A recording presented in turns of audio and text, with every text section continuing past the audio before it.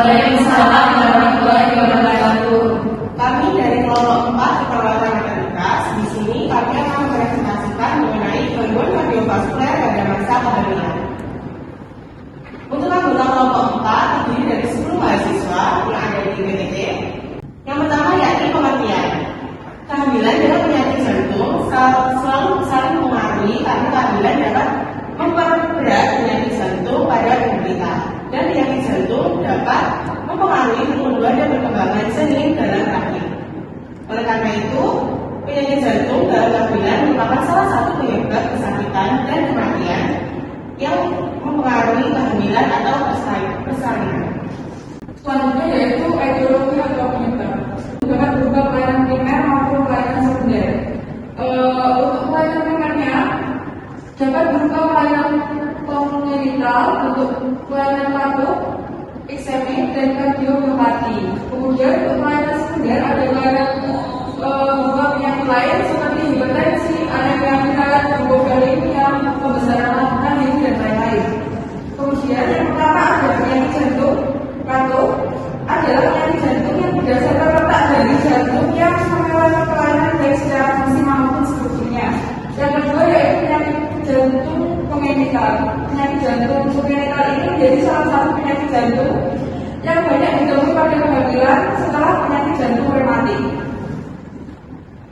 Selanjutnya ada hipertensi pulmonal. Terdapat 2 kelas, yaitu kelas yang pertama itu menunjukkan penyakit yang spesifik yang mempengaruhi arteriol paru seperti penyakit jaringan limpa, skleroderma, lupus eritematosus sistemik, penyakit sel sakit, dan tirotoksikosis.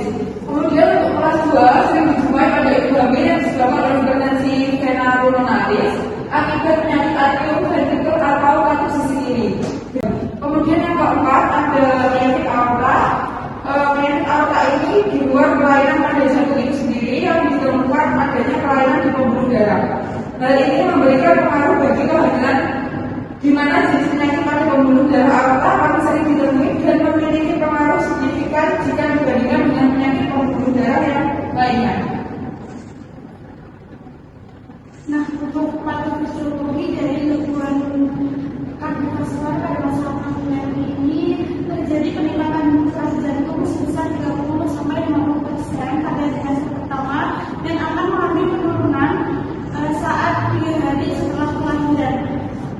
Perubahan dari peningkatan keras jantung ini disebabkan karena ada resistensi vaskuler, kemudian adanya peningkatan tensi sekuncup dan juga penurunan tekanan darah. Nah, pada perubahan tersebut menyebabkan peningkatan frekuensi denyut jantung sebesar 88 kali per menit. Next.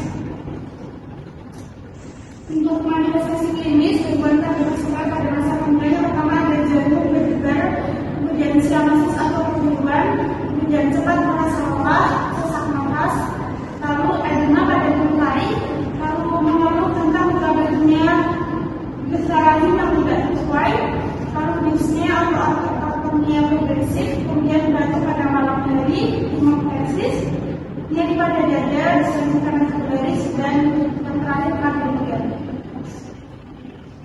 Untuk selanjutnya yaitu pemeriksaan penunjang. Untuk pemeriksaan penunjang ini ada beberapa. Yang pertama, pemeriksaan ekokardiografi. Pemeriksaan ekokardiografi ini sangat aman dan tidak beresiko terhadap jantung dan jantung. Kemudian pemeriksaan elektrokardiografi. Pemeriksaan EKG ini sangat aman dan dapat membantu menjawab pertanyaan yang spesifik. Kemudian pemeriksaan radiologis akan kita temui dan tidak akan mencapai fetus. Pemisahan akan terjadi pada ekspor terhadap janin. Sebaiknya pemeriksaan ini dihindarkan. Kemudian menilai risiko pada pasien yang berpenyakit jantung. Next. Pelaksanaan medis. Pertama, kelas 1 itu tidak ada pengobatan, penanganannya bisa berjalan, pasien harus beristirahat beberapa kali sehari untuk mengurangi kerja jantung. Kemudian kelas 2 biasanya ini tidak memerlukan terapi tambahan dengan kurangi kerja fisik, terutama antara 1 bulan, 28 hingga 36 minggu. Kemudian kelas 3 ini memerlukan digitalisasi atau obat lainnya, sebaiknya dirawat di rumah sakit sejak kehamilan 28 hingga 30 minggu. Kemudian kelas 4 harus dirawat di rumah sakit dan diberikan pengobatan dan bekerjasama dengan kardiologi. Jadi selanjutnya mengenai pengobatan pada ibu hamil dengan gangguan kardiovaskular. Pada obat-obatan yang digunakan pada ibu hamil tentunya tidak boleh sembarangan dan harus memerlukan konsultasi dengan dokter karena ada beberapa obat yang tidak boleh dikonsumsi seperti obat pengendalian nyeri atau NSAID atau biasanya dikonsumsinya adalah ibuprofen atau aspirin. Hal tersebut dapat berpengaruh pada kerja jantung pada ibu maupun kerja jantung pada bayi dan dapat mengakibatkan perdarahan pada saat persalinan. Dan yang terakhir di sini apa yang harus dilakukan ketika hamil dalam keadaan sakit jantung? Pada ibu hamil tentunya beresiko mengalami sakit jantung atau biasanya diawali dengan sesak nafas karena adanya tekanan dari rahim ke diafragma yang menyebabkan ibu mengalami sesak nafas. Di sini kami menyajikan beberapa aktivitas yang dapat meringankan hal tersebut untuk terjadi. Yang pertama, berusaha untuk relaksasi dan selalu berpikir positif. Yang kedua, istirahat yang cukup 8 jam pada malam hari, 1 atau 2 jam pada siang hari. Yang ketiga, posisi tidur sebaiknya pilih ke salah satu posisi karena biasanya ibu yang besar mungkin akan kesulitan untuk tidur secara terlentang. Yang keempat, menghindari aktivitas yang melelahkan, dan yang kelima, belajar untuk latihan pernapasan dengan benar. Dan tadi presentasi dari kelompok 4. Dari sini apakah ada yang ditanyakan? Bagaimana mengatasi ibu hamil dengan kelainan jantung bawaan? Baik, terima kasih atas pertanyaannya. Tadi pertanyaannya adalah bagaimana mengatasi ibu hamil dengan kelainan jantung bawaan.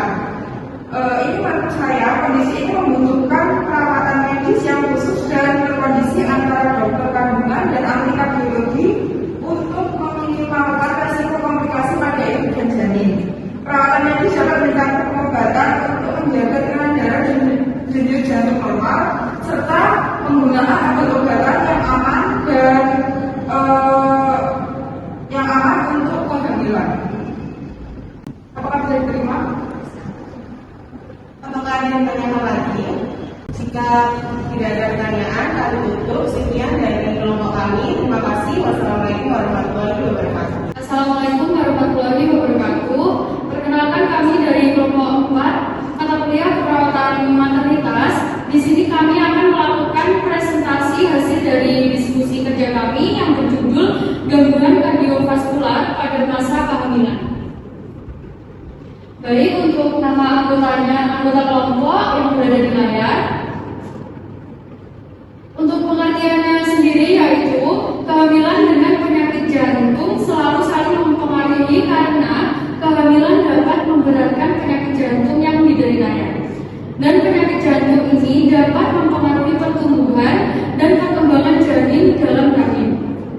Penyakit jantung dalam kehamilan merupakan salah satu penyebab kesakitan dan kematian yang tinggi pada kehamilan atau persalinan. Selanjutnya adalah etiologi. Etiologi kelainan jantung dapat berupa kelainan primer maupun kelainan sekunder. Kelainan primer dapat berupa kelainan kongenital. Untuk kelainan katup, iskemik dan kardiomiopati. Kelainan sekunder berupa penyakit lain seperti hipertensi, anemia, dan lain-lain. Yang pertama, penyakit jantung katup. Penyakit jantung katup letak dari jantung yang mengalami kelainan baik secara fungsi maupun strukturnya. Yang kedua, penyakit jantung kongenital. Penyakit jantung kongenital jadi salah satu penyakit jantung yang banyak ditemui pada kehamilan setelah penyakit jantung reumatik. Yang ketiga, hipertensi pulmonal. Hipertensi pulmonal pada orang tidak hamil, artinya tekanan rata-rata pulmonal lebih dari 25 mmHg. Terdapat 2 kelas, yaitu kelas pertama menunjukkan penyakit yang spesifik. Yang kedua, sering dijumpai pada ibu hamil disebabkan oleh hipertensi vena pulmonaris. Yang keempat adalah penyakit aorta.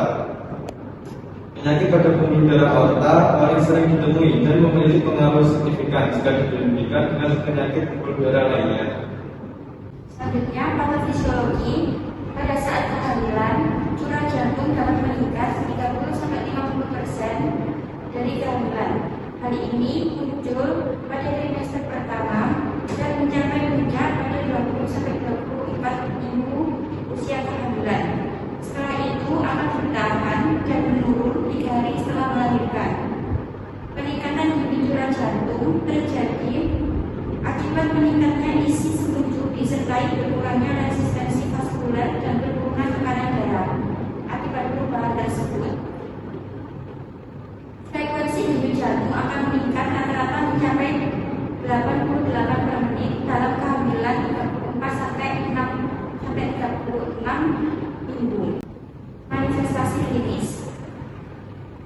Manifestasi klinis gangguan kardiovaskuler yaitu jantung berdebar-debar, lemah sianosis, cepat merasa lelah, sesak nafas, apalagi disertai sianosis atau kebutuhan, edema tungkai, mengeluh tentang bertambahnya rahim yang tidak sesuai, dispnu, batuk malam hari, hemofisis, nyeri dada, distensi tempat vena jagularis, dan kardiomegali. Selanjutnya adalah pemeriksaan penunjang. Di sini ada 4 pemeriksaan. Yang pertama adalah pemeriksaan ekokardiografi. Pemeriksaan ekokardiografi ini termasuk sangat aman dan juga tanpa resiko terhadap ibu dan janin. Yang kedua adalah pemeriksaan retrokardiografi. Pemeriksaan EKG ini juga cukup aman, juga dapat membantu menjawab pertanyaan yang spesifik. Selanjutnya adalah pemeriksaan radionukleid. Beberapa pemeriksaan radionukleid akan mengikat albumin dan tidak akan mencapai fetus. Sebaiknya pemeriksaan ini dihindarkan. Dan yang keempat adalah menilai resiko pada pasien yang berpenyakit jantung. Selanjutnya penata laksana medis. Penata laksanaan medis ini dibagi menjadi 4 kelas. Yang pertama, tidak ada pengobatan tambahan yang dibutuhkan, penanganan yang biasa secara berobat jalan. Selanjutnya, kelas kedua, biasanya tidak memerlukan rawat tambahan, kurangi kerja fisik, terutama antara kehamilan 28 sampai 36 minggu.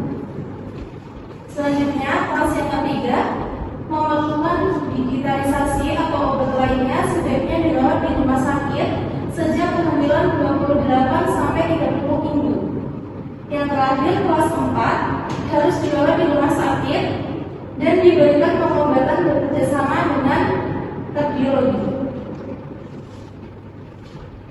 Untuk pengobatan gangguan kardiovaskuler pada ibu hamil, disarankan untuk berkonsultasi terlebih dahulu kepada dokter jantung sehingga dokter jantung bisa memberikan obat-obatan yang aman atau relatif aman untuk tumbuh kembang janin. Apa yang harus dilakukan ketika hamil dalam keadaan sakit jantung? Yang pertama, berusaha untuk relaksasi dan selalu berpikir positif agar jantung tetap memompa darah dengan lancar ke seluruh tubuh dan area janin. Yang kedua, istirahat yang cukup. Yang ketiga, posisi tidur sebaiknya miring ke salah satu posisi tubuh agar peredaran darah dari ibu ke janin lancar. Yang keempat, hindari aktivitas yang melelahkan agar jantung tidak bertambah berat kerjanya. Baik, itu tadi presentasi dari kelompok kami. Mungkin ada yang perlu ditanyakan. Izin bertanya pada kelompok 4, bagaimana jika ada ibu hamil yang baru mengetahui bahwa dia memiliki gangguan pada jantungnya? Kemudian, apakah kehamilan tersebut bisa diteruskan atau tidak? Dan jelaskan alasannya. Baik, saya akan menjawab pertanyaan dari Mbak Tia. Kehamilan dengan penyakit jantung termasuk dalam kategori berisiko tinggi karena membahayakan keselamatan ibu hamil. Berdasarkan berat ringannya penyakit jantung digolongkan dalam beberapa tingkatan. Bahkan ada ibu yang tidak boleh hamil dalam keadaan di mana jantungnya mengalami kegagalan fungsi yang berat. Misalnya pada kasus miokard infarkt, hipertensi pulmonal, sindrom Marfan, sindrom Eisenmenger. Pada kasus kehamilan dengan penyakit jantung harus dibawa pengawasan seorang dokter kandungan dan dokter spesialis penyakit jantung. Ibu yang mempunyai riwayat penyakit jantung dan mengalami kehamilan berakibat beban berat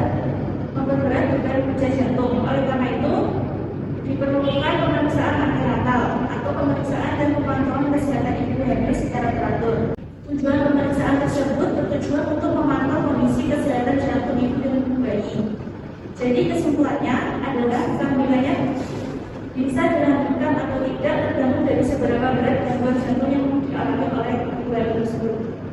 Apakah bisa diterima? Bisa. Dari teman-teman apakah